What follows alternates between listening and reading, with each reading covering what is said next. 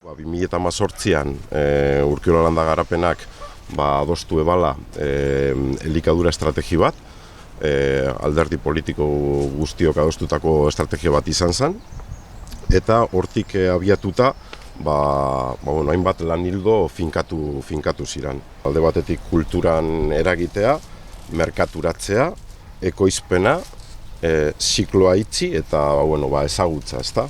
Horrek 5 ildoak izan ziren nagusiki landu ziranak, eta logikoki sektorearekin batera landu beharrekoak, sare berriak sortzeko, proiektu berriak sortzeko.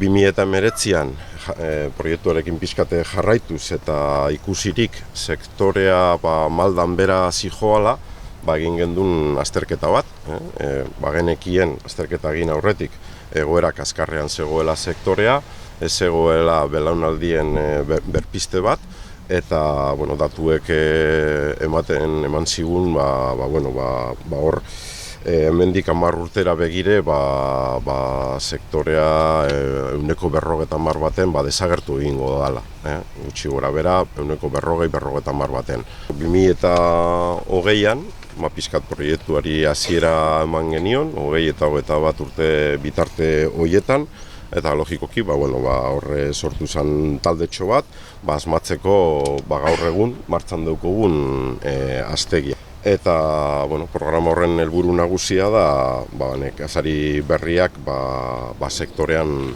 sartu ahal izatea, nekazari gazteak aztegian sartu eta 3 urteko epealdian euren ikasketa prozesu hori lantzea, eta batez ere zera ekologikoan esperimentatzeko esperientzi bat izatea, ezta. Zer eskaintzen duen aztegiak, 3 euskarri edo eskaintzen ditu, bale? Alde batetik euskarri fisikoa, espazioa bera, baratze ekologikoan ekoizteko eta merkaturatzeko lurrekin eta instalazioekin, hemen ikusten ditugun instalazio guzti hauekaz. Gero lege euskarri bat, estaldura sozial, laboral eta fiskalerako kontratazioekin, eta azkenik 3. euskarria litzateke tutoretza eta aholkularitza eta prestakuntza integral bat. Da proiektu bat azkenian ematen dutzuna aukerie zeure proiektu edo zuk buruan dekozune egitasmoa pizkate jorratzeko, eta emototzuse apurtxo bat behar dozuzen materialak eta lekua. Eta apurka ikasten jutia, da benetan ikasten den modua dela hemen etorri, da arazo guztiei aurre egiteko modua bilatzen.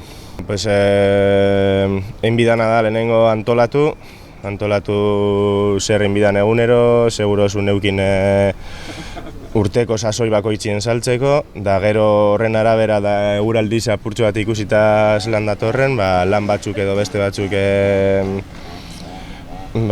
jarri prioridadiek, da apurtxo bat hortan trebatu.